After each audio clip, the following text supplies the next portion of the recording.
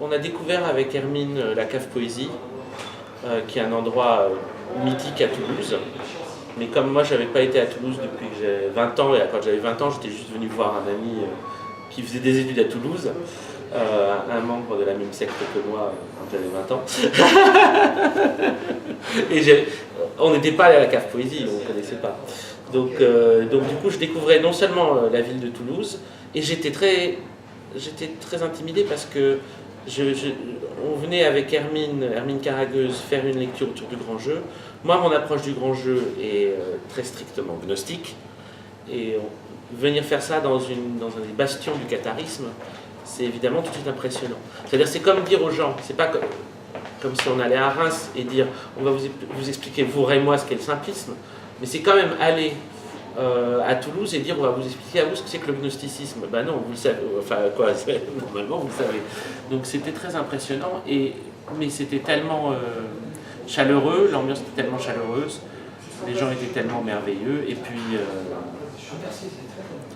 je peux que remercier Gérard Trouillet et toi de m'avoir fait confiance et d'avoir fait confiance à Hermine pour faire la grande jonction Roland Grand Jeu.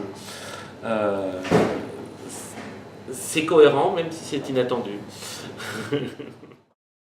L'idée, en fait, c'est qu'avec Thomas, on essayait de faire des films qui soient des films dont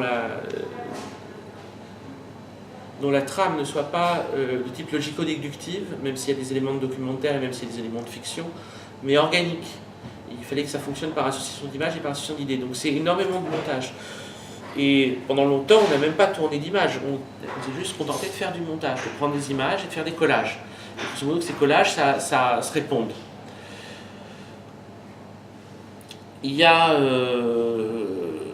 à peu près une dizaine d'années, on a rencontré un type qui s'appelle Xavier Filiol, qui avait un projet de film sur les freaks de Los Angeles.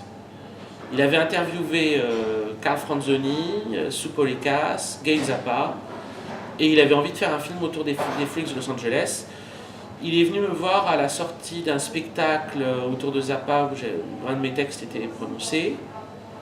Et il m'a parlé de son projet. Au début, c'était pas très clair ce qu'il voulait, mais je lui ai dit écoute, moi ces gens-là ils m'intéressent, évidemment. Si je m'intéresse, voyons-nous et discutons-en. Quand il m'en a parlé, je me suis dit ah mais tu cherches un producteur. Tu cherches un producteur, tu as déjà filmé des choses, peut-être que tu veux, je vais te présenter Thomas. Puis au bout d'un moment, on s'est rendu compte, non, c'est pas qu'il cherchait un producteur, c'est qu'il cherchait des réalisateurs. Il avait bien filmé des interviews, mais il n'allait pas faire le film. Donc des réalisateurs monteurs. Donc finalement, il est devenu notre producteur, enfin notre coproducteur, et il nous a légué ces images, et puis après, on est allé en tourner d'autres. Et donc pour la première fois, on faisait quelque chose qu'on n'avait pas l'habitude de faire, et que je pense qu'on ne fera pas très souvent, qui est de filmer des interviews.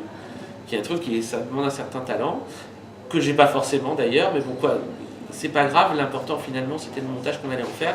Donc dans ces films-là, il y a beaucoup de choses qu'on a filmées, beaucoup de choses qu'on n'a pas filmées, mais on a traité les images qu'on a filmées exactement comme celles qu'on n'a pas filmées, c'est-à-dire on a essayé d'en tirer une énergie qui n'est pas une énergie logico-déductive, mais par association et par frottement. Et c'est la même logique que le dispositif, mais dans une logique plus documentaire.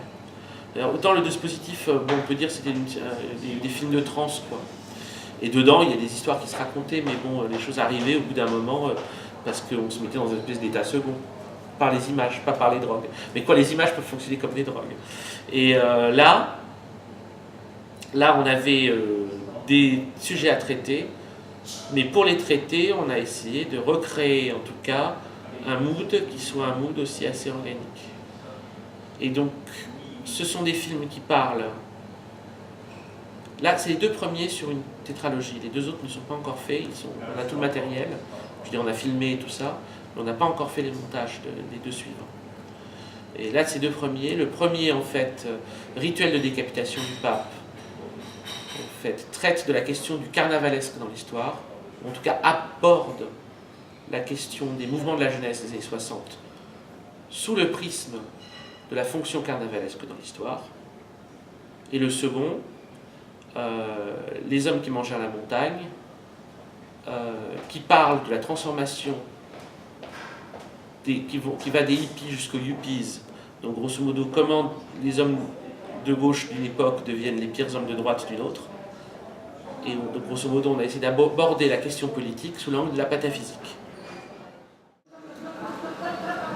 Alors, l'Enfant d'or est décerné à Willy Ier.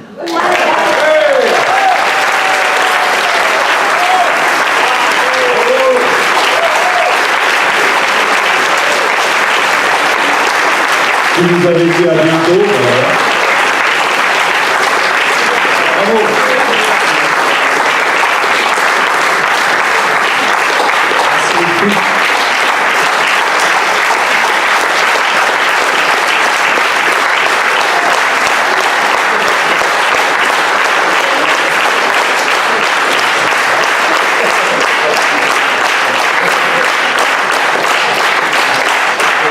Alors, le festival Figaro et le Sénat vous offrir, surtout le Sénat, 4 légumes.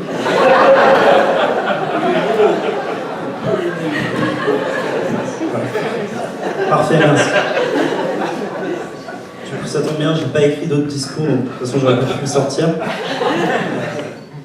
Bah voilà, on est plus que content, on est heureux.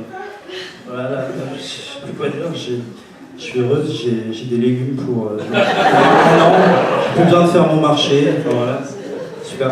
Non, vraiment, on est ravis quand je vais annoncer ça aux autres. On paye croire, c'est vraiment génial, merci à tous. Ah, bravo. Merci.